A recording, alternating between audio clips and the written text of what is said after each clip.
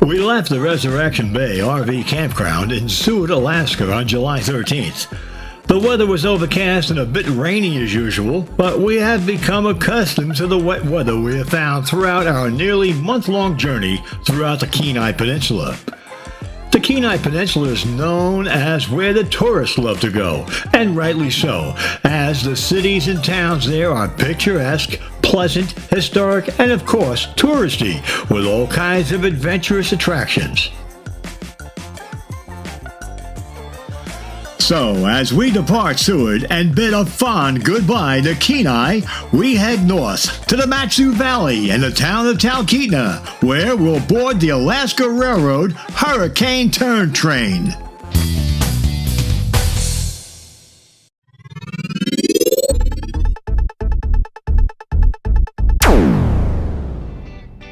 From Florida to Alaska, from the East Coast to the West Coast, join Jane and Steve celebrating their 50th wedding anniversary, traveling across North America in the cool Nana coach, their 27-foot Freedom Elite Class C motorhome, as they visit the many beautiful points of interest in all 50 United States on their golden anniversary adventure.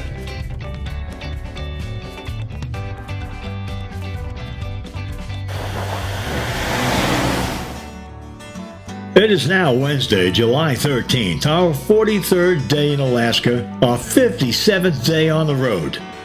Today, we begin our trek north. Our first planned stop is a small RV park in the MatSu Valley that has just partially reopened after the devastating wildfires that consumed great portions of the valley in 2020. It's a 250-mile drive, once again through some incredibly scenic areas, but our plan is to ride the Alaska Railroad Hurricane Turn Train, and we had to purchase our tickets months ago to ensure seats on the twice-weekly trip into one of Alaska's last incredibly rural homesteading regions. The train leaves the Talkeetna station shortly after noon tomorrow, Thursday, July 14th, and we intend to be on it.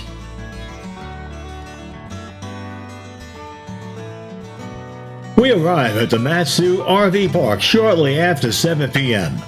We'll base camp here for 2 days and enjoy a brief tour of Talkeetna and a trip on the Hurricane Turn Train. The MatSu RV Park was a thriving camp spot before the devastating wildfires of August 2019 completely destroyed it. The owner's home, camp store, and camp office burned to the ground. After 2 years, the camp is finally reopened partially. They have a nice level camp area with full hookups for $30 a night, and the friendly owner is thrilled to have guests return to his RV park to enjoy the amazing area known for its great fishing and hunting and its proximity to Anchorage, Denali, and Fairbanks.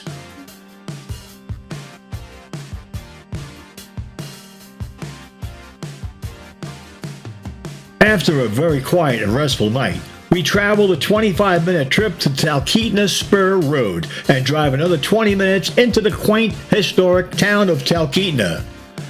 This tiny, funky hamlet of Talkeetna is straight out of many visitors' mental picture of life in small-town Alaska.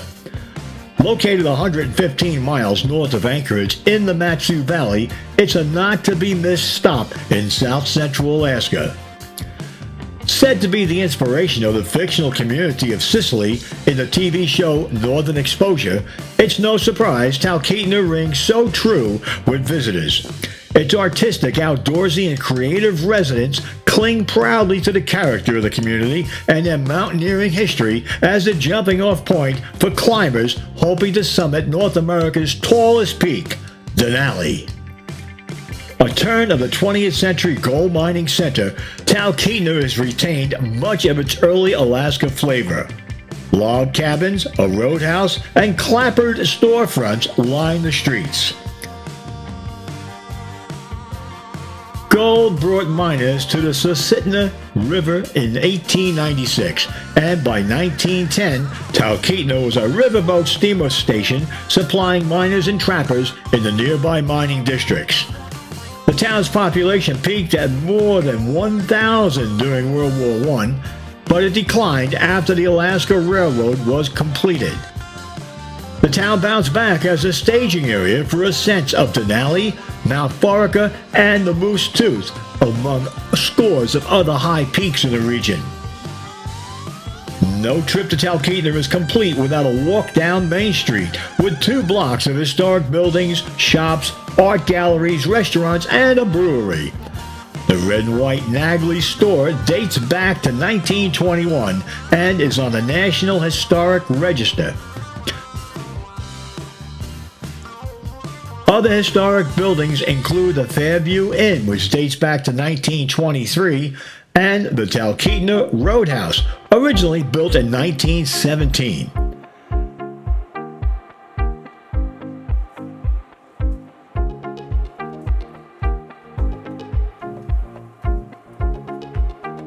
At the end of Main Street is Talkeetna Riverfront Park, offering views of the Talkeetna River and Denali on clear days. After a day of adventures, there's no better way to unwind than by grabbing a drink at the brewery and sitting out on the deck, watching the hustle and bustle of Main Street under the midnight sun.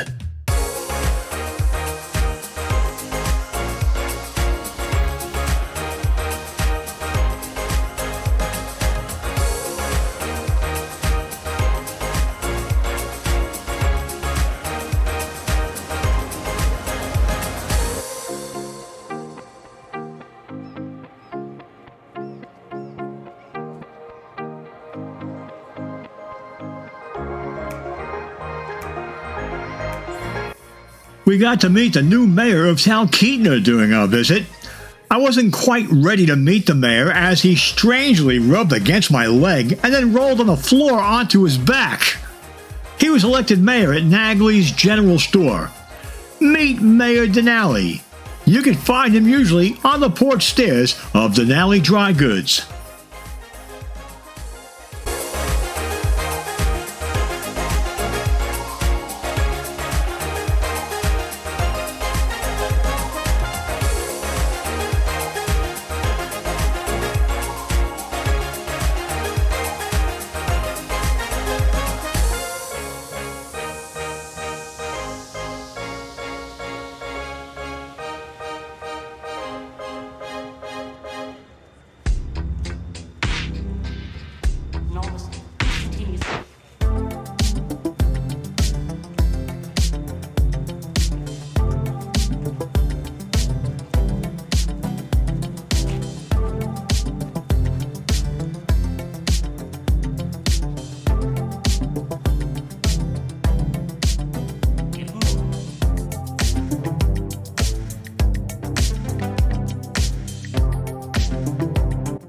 We arrive at the Talkeetna station as the McKinley Explorer drops off cruise ship passengers here to explore Talkeetna.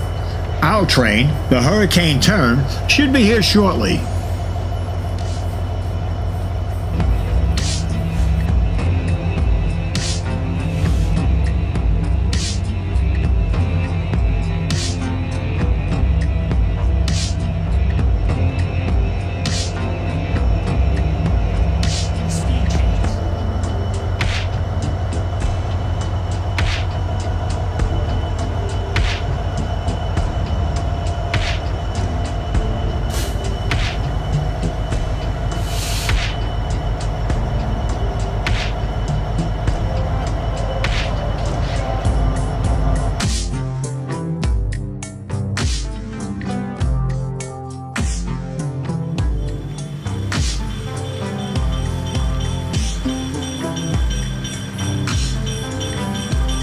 And here it is, the Hurricane Turn train pulling into the station.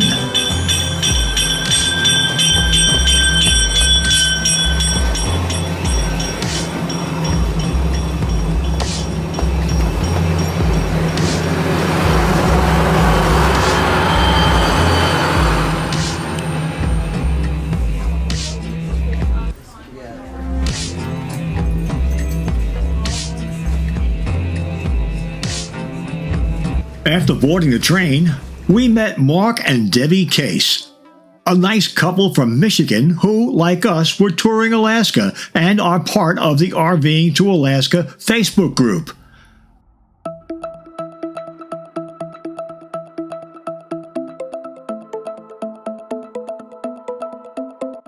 Our train departs Talkeetna and travels along the banks of the Talkeetna River. It's a 55-mile trip to Hurricane.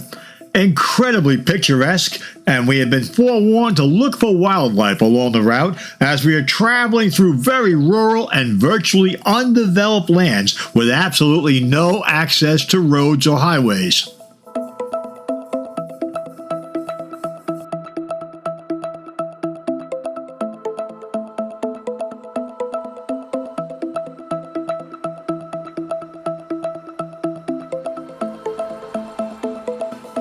We watch for signs of cabins and off-track homesteads along the way, like this lean-to, marking the path to a cabin which is located over a mile away deep into the forest.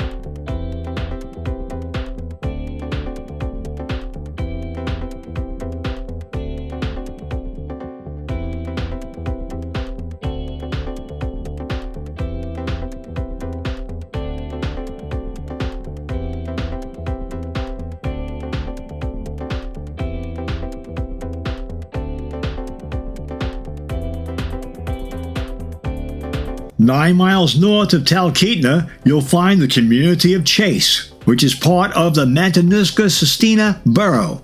The population was 19 during the 2020 census, down from 34 in 2010. It's only accessible by the Hurricane Turn train.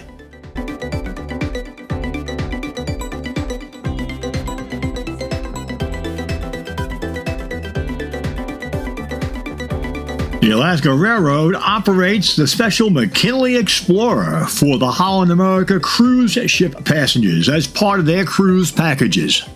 Cruise passengers can disembark in Whittier and take the special train to Anchorage and Denali.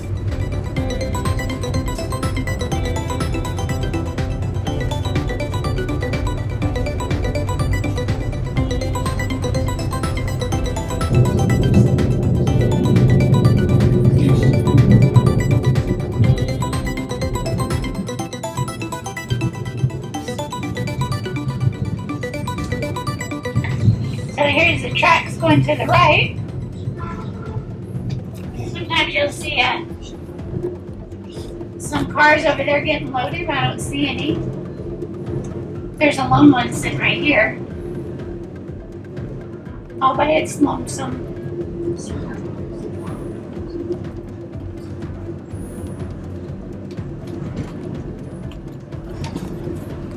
So the cars on the right are actually work cars as they're doing some work out here. You'll see the cars on the left in just a moment. There's the old train on the left. So we are going to stop here just for a moment while we let the Mahays folks off, and I'll be right back with you.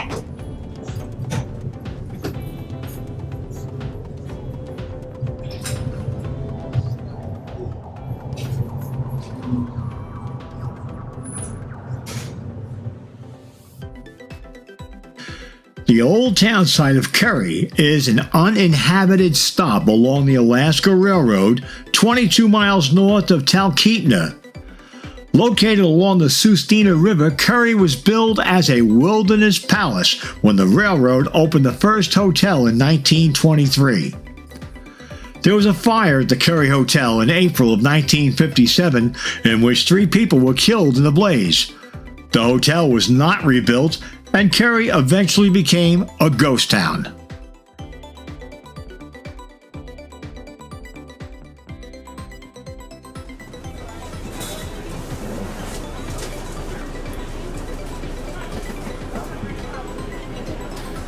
The train has stopped to let one of the homesteaders and family get off. They are returning from getting food and supplies. This family has 3 small children, along with apparently a small pet in a kennel case. The husband and wife hurriedly unload their cargo from the baggage car as the train crew patiently waits. The hurricane-turned train is a lifeline to many homesteaders who live in this remote wilderness of south-central Alaska. For the most part, they live without electricity, although some have installed solar panels for power, while others opt for traditional fuel-powered generators.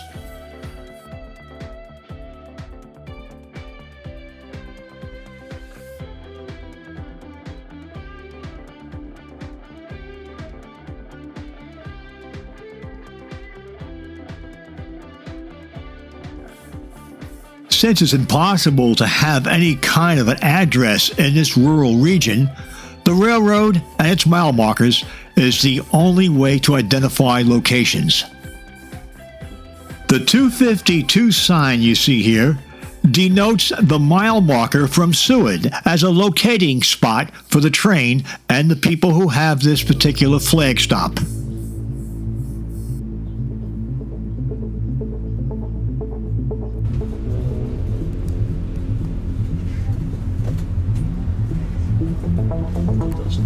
Yeah, it makes you wonder why they didn't offer the rivers.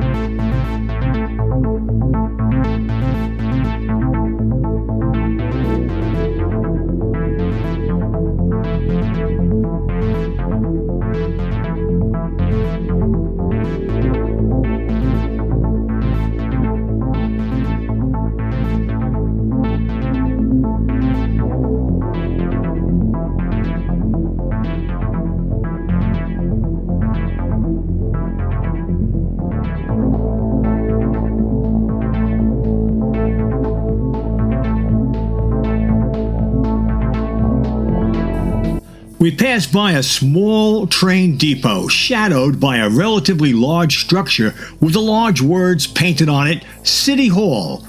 The train conductor tells the story of Mary and Clyde Lovell. They homesteaded out here. This is Sherman City Hall.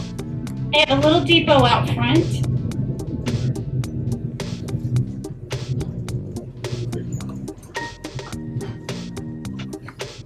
So they homesteaded this property, and the people that were living in the home at the time decided they did not want to stay here, so they sold the home to Mary and Clyde in part of the property, so then they had a place to live without having to build a new cabin. With the understanding that when Mary and the kids got out here that they would be out here to show Mary how to do stuff, because she had no idea how to cook on a wood stove, any of that stuff. Well, there was a storm coming. They were not out here when Mary and the children got out here. So Mary had to learn to do everything by herself. Clyde was working in Anchorage at the time, so he wasn't home a lot. So Mary and the kids cleaned a lot of the property off that had to be done for the Homestead Act. Then Clyde got a job with the railroad and was stationed down here at Gold Creek. So he was home more on the weekends and could help out a lot. Mary has written a couple books about her adventure. The first one is Journey to a Dream, and the second one is Suddenly It's Spring. I have read both of them. They're amazing. I could not do what she did. Amazing woman. Unfortunately, like the rest of us, Mary and Clyde have gotten up in age and can no longer live out here year-round. Their kids and their grandkids still come check out the property and make sure it's okay. We had the privilege, I guess it's been about 3 weeks now, of having them on our train. It was the first time they visited the homestead in over 4 years. First time they had seen their grandson in over 4 years. They were coming out to celebrate their 68th wedding anniversary and their birthdays, which are all on the same day. It was one day really long time, and so we all walked through them. They're cute as can be. Todd has has a gold mining outfit up behind it.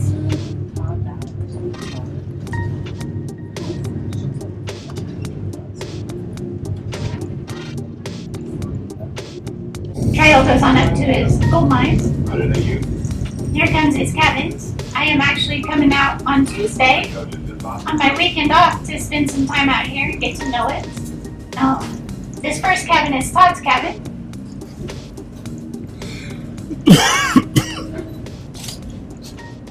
And then these other cabins are the rental. And I'm actually going to go say bye to him because he's on board and tell him I'll see him on Tuesday.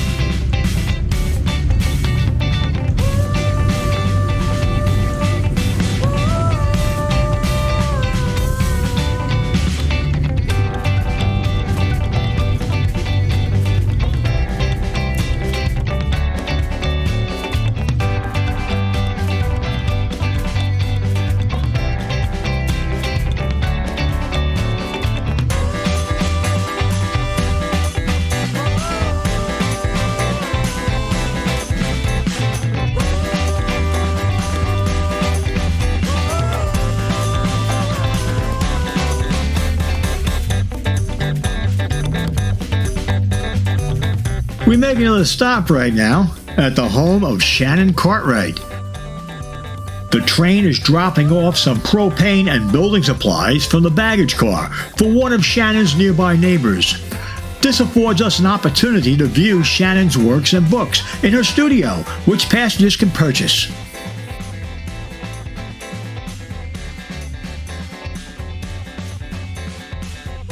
Shannon Cartwright is a well-known children's book illustrator. She's lived full-time on the Flagstop for 38 years and illustrated 26 books out there. She had no cell phone or internet. People that I sell books to say, well, can we email you? Can we fax you?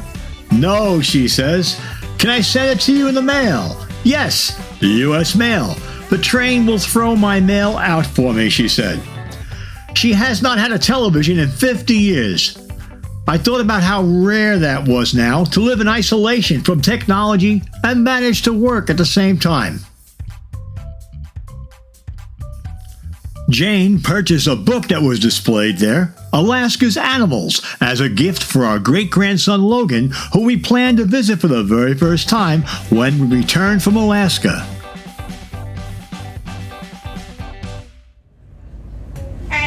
Let's see if we got some moose. We got some swans. Beautiful swans out here. We are going slow to look for moose. We've seen a lot of moose in here, so we're hoping today we see some. But there's two beautiful swans.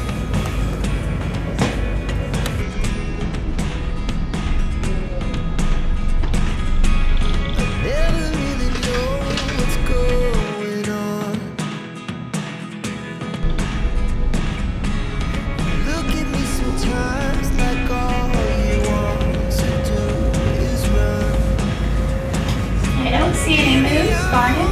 We'll have to keep our eye on the way back.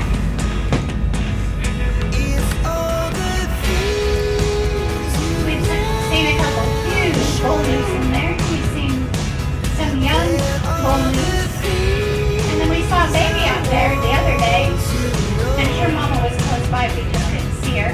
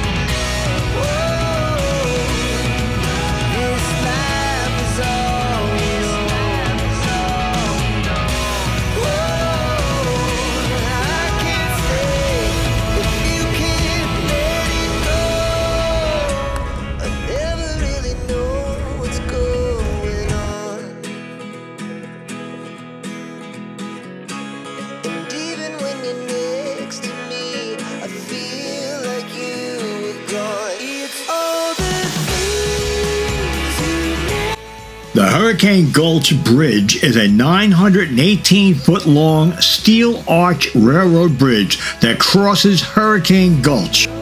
At 296 feet above the Hurricane Creek, it is both the longest and tallest bridge on the entire Alaska Railroad. Its construction was completed in 1921.